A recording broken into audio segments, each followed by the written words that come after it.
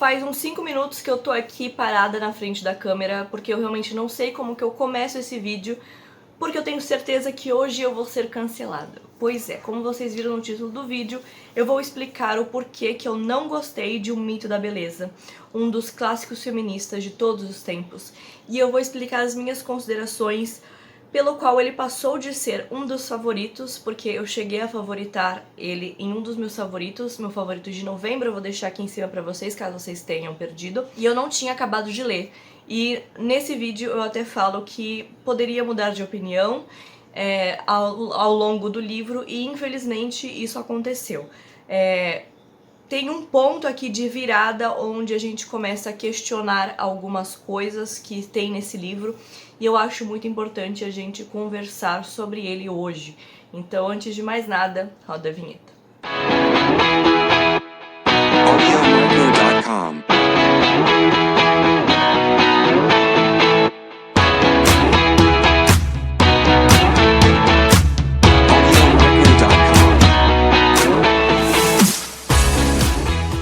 O Mito da Beleza fez parte do meu projeto Mulheres. Eu fiz um projeto de leitura chamado Projeto Mulheres, onde eu li 3 livros com essa temática feminista, empoderada, sobre mulheres. Eu vou deixar o vídeo onde eu falo sobre o meu projeto Mulheres aqui em cima também, e no box de descrição para vocês darem uma olhadinha e verem os outros livros que eu li além desse aqui. Nesse vídeo eu falo sobre fazer uma resenha própria do Mito da Beleza. Eu falei brevemente sobre o Mito da Beleza lá, porque eu realmente queria fazer um vídeo dedicado apenas para esse livro, porque eu acho importante a gente conversar sobre ele e o porquê que eu não gostei do livro quando eu cheguei no final. Quando eu fechei o livro, eu falei, cara, quanta coisa errada tem aqui, não é mesmo? Então, primeiramente eu quero falar pra vocês que eu sou feminista e sou de esquerda, e é muito fácil a gente se perder na ideologia e achar que toda narrativa que cabe dentro da nossa realidade é verdadeira. Não é porque a narrativa de uma história cabe na nossa ideologia que ela seja verdadeira, por mais que a gente queira acreditar que ela seja verdadeira. Então, vamos lá, vamos começar com O Mito da Beleza. Sobre o que é O Mito da Beleza? Primeiramente, esse é um livro escrito nos anos 90, é um dos clássicos da terceira onda feminista dos anos 90, e essa é uma edição mais nova. A primeira edição tem lá os seus pequenos problemas, assim como esse, mas essa é uma edição já atualizada e já mais inclusiva. E esse inclusiva que eu quero falar com vocês logo de cara. Esse é um livro segmentado. É um livro que vai falar com mulheres brancas de classe média alta. Ponto. É isso. A gente tem algumas menções de mulheres LGBTQIA+, então temos essas menções, breves menções, que não são inclusas, então são basicamente para mulheres cis, heterossexuais, brancas de classe média alta. E pra mim isso já é um corte gigante dentro do feminismo, porque a gente tem o feminismo radical, que eu nem vou falar sobre isso, e a gente tem o feminismo que não inclui mulheres trans, o que é ridículo. Eu não acredito nesse tipo de feminismo. Pessoa que se identifica como mulher faz parte do feminismo.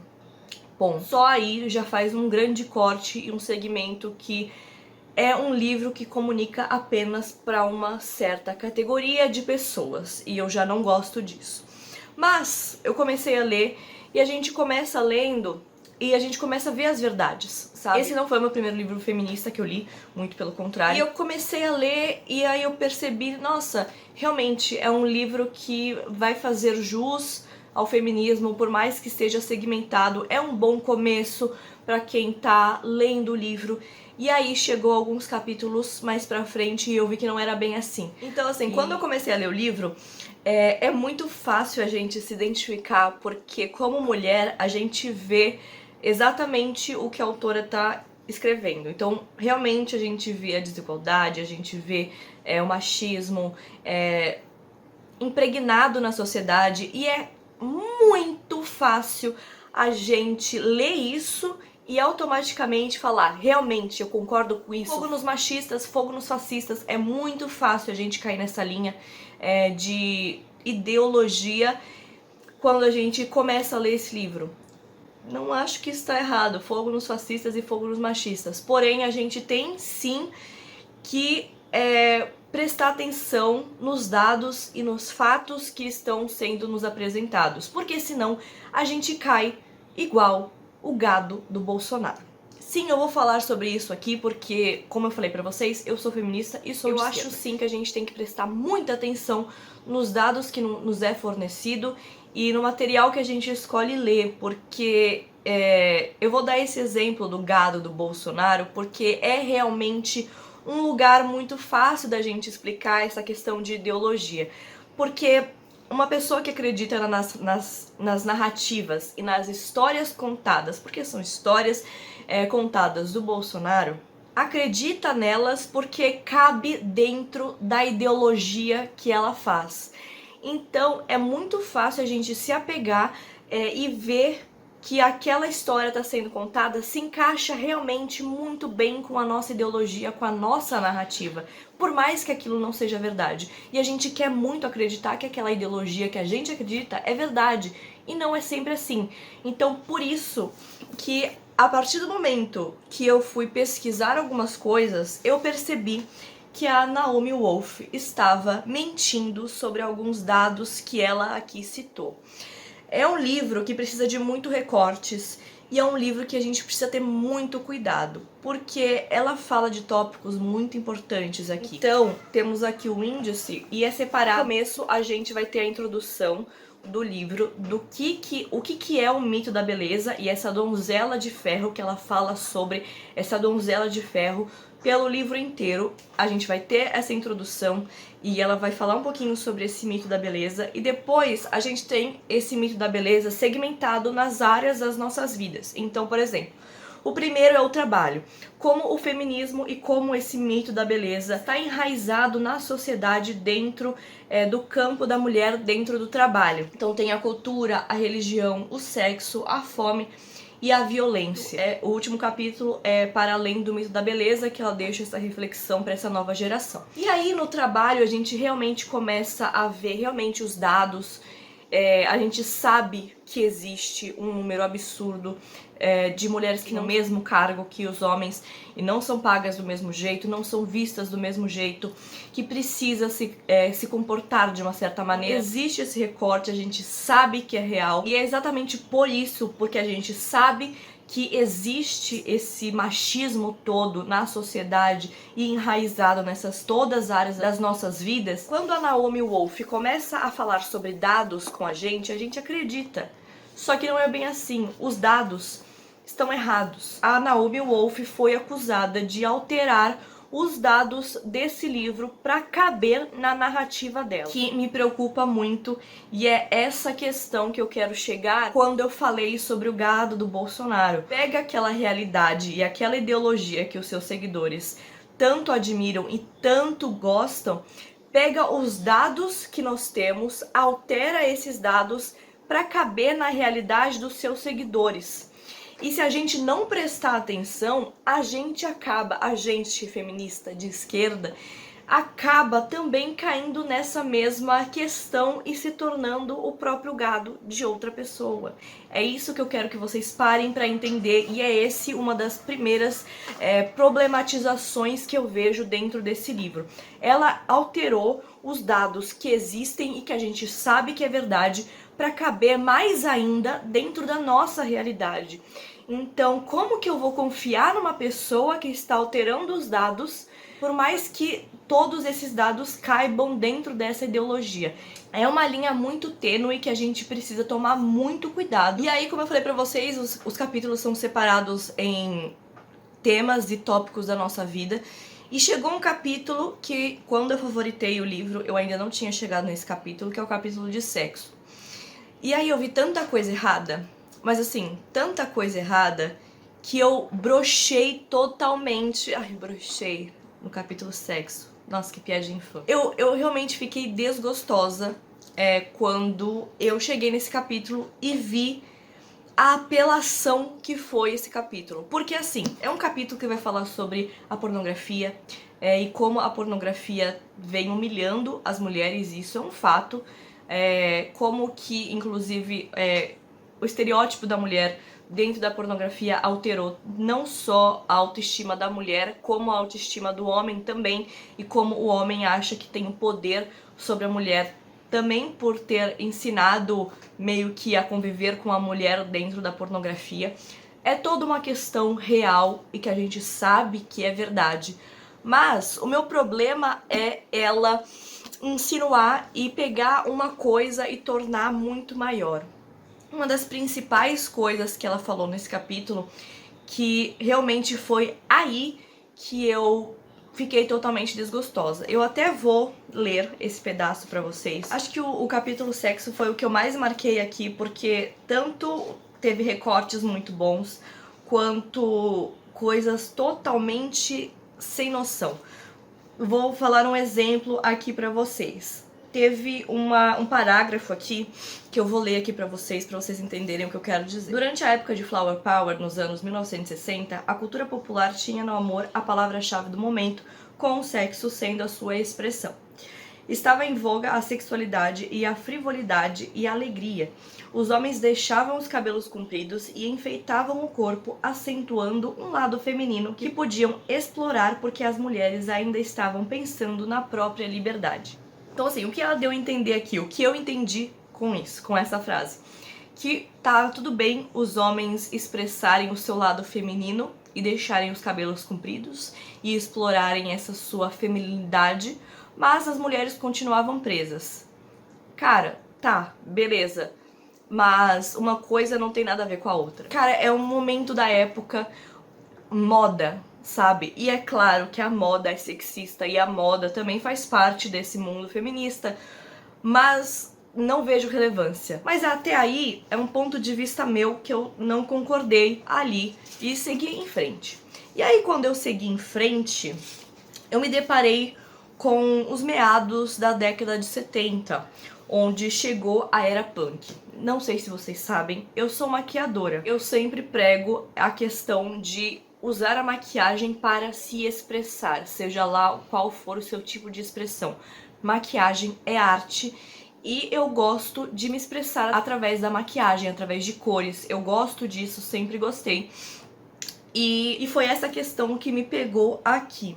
Porque o que ela fala? A cena punk começou a glorificar o sadomasoquismo. As meninas adolescentes enfiavam alfinetes de fraldas nas orelhas, pintavam os lábios de azul, cor de hematoma e rasgavam as roupas para sugerir embates sexuais.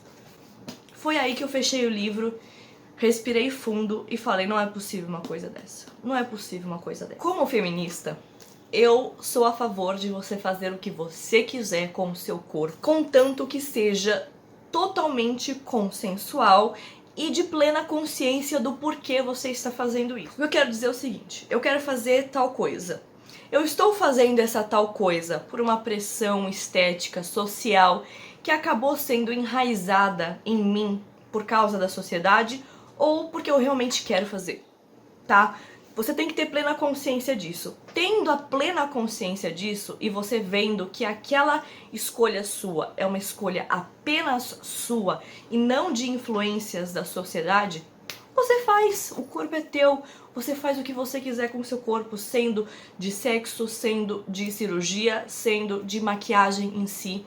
E ela falar que as pessoas punks, que as meninas punks estavam insinuando o sadomasoquismo como se fosse ruim o sadomasoquismo, porque aí a gente tem essa outra questão de abuso de poder que o sadomasoquismo traz por causa da pornografia, que é uma questão relevante, não me entendam errado, é uma questão relevante, mas, como eu acabei de falar pra vocês, cada um faz o que quer, contanto que seja em consenso.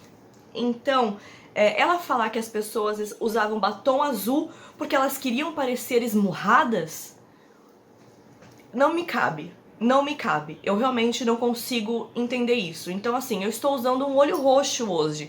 Então, quer dizer que eu quero levar um murro na minha cara? Não. Quer dizer que roxo é minha cor favorita e eu gosto de usar roxo. Simples. Assim. Simples assim. Então, eu não consigo levar esse livro a sério exatamente por isso.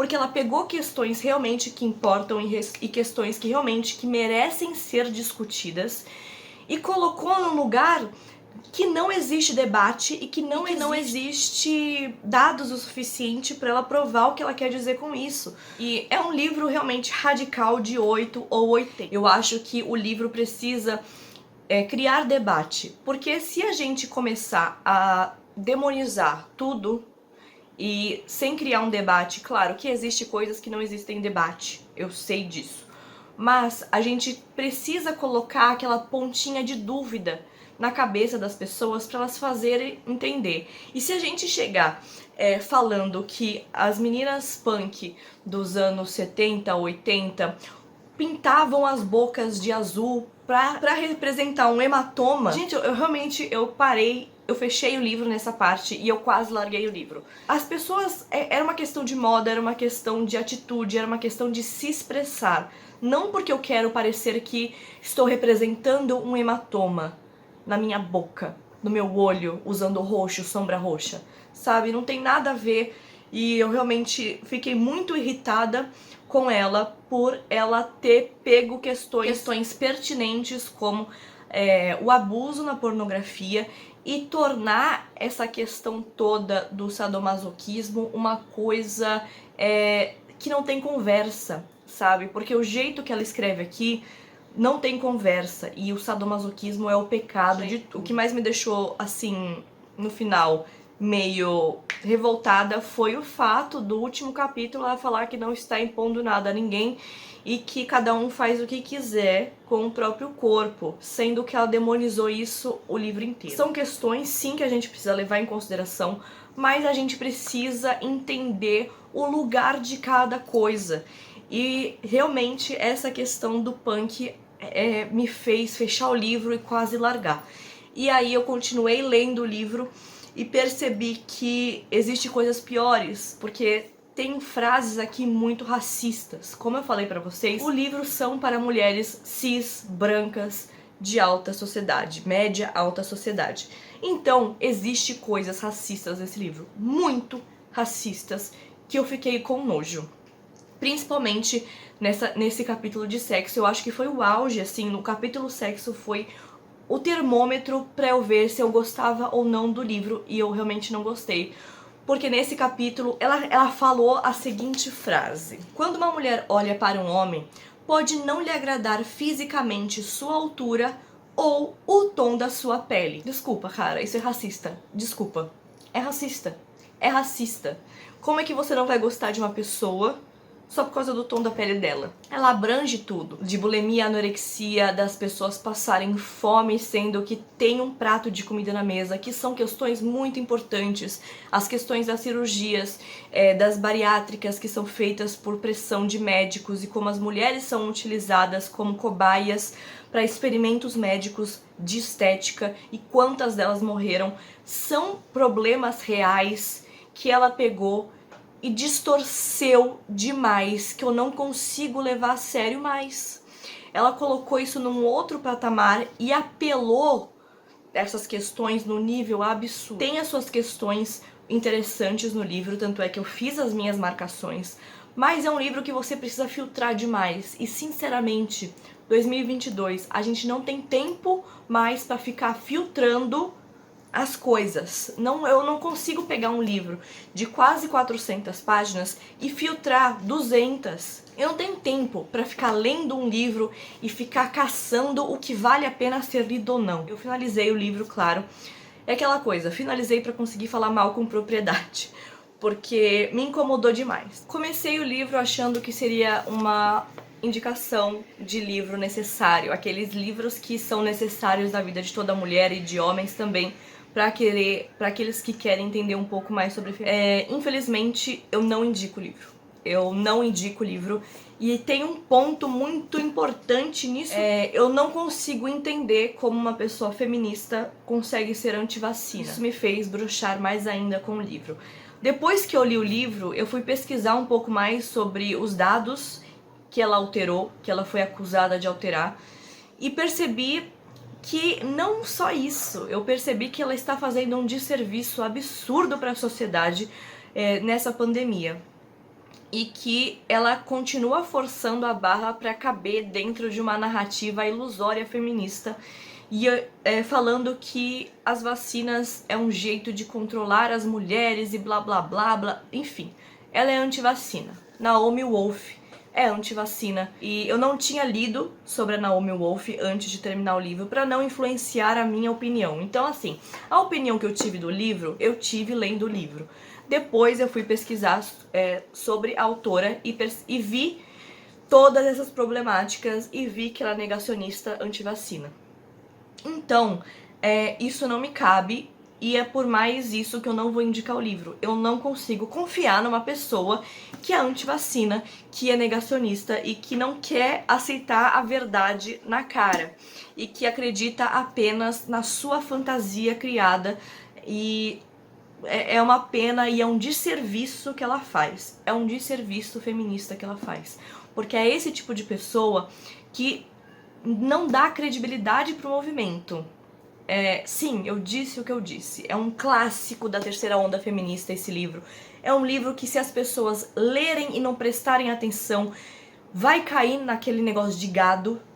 E não é isso que a gente quer, pelo amor de Deus, a gente precisa questionar as coisas, a gente precisa entender da onde estão vindo esses dados, da credibilidade das fontes das pessoas. Como que a gente vai passar credibilidade sendo que ela mesma está alterando dados e criando teorias com a fonte vozes da minha cabeça, sabe? Não tem como a gente passar credibilidade, não tem como o movimento passar credibilidade com pessoas que inventam teorias, com pessoas negacionistas que são anti-vacina e querem criar uma teoria da conspiração absurda.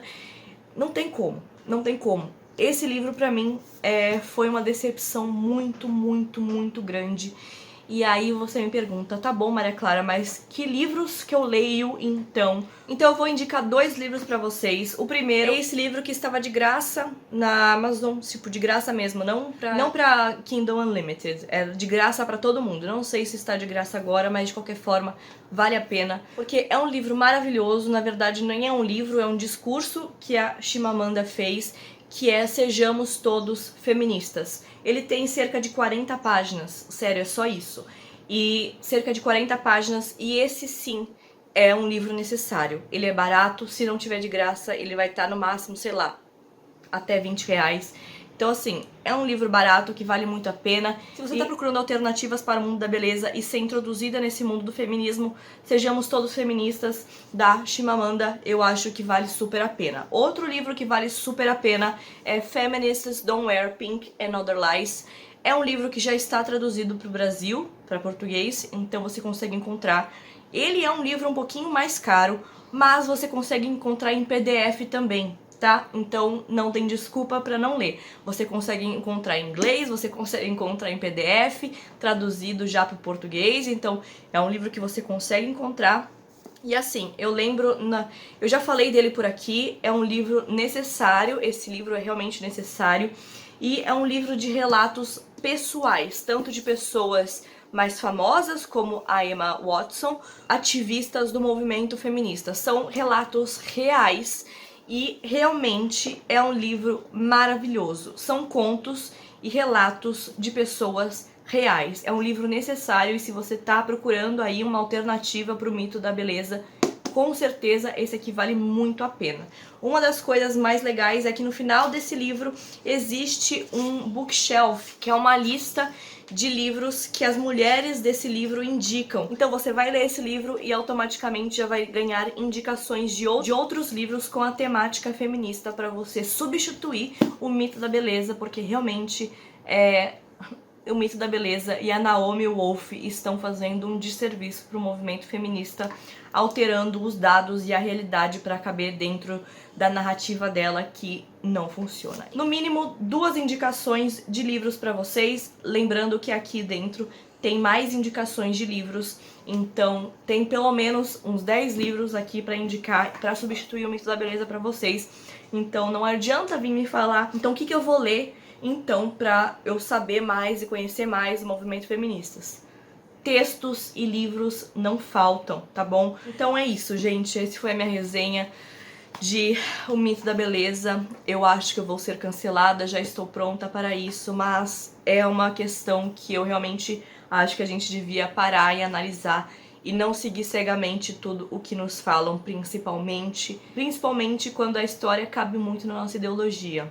A gente tem que tomar muito cuidado para não se tornar o próximo gado do Bolsonaro dentro da nossa realidade.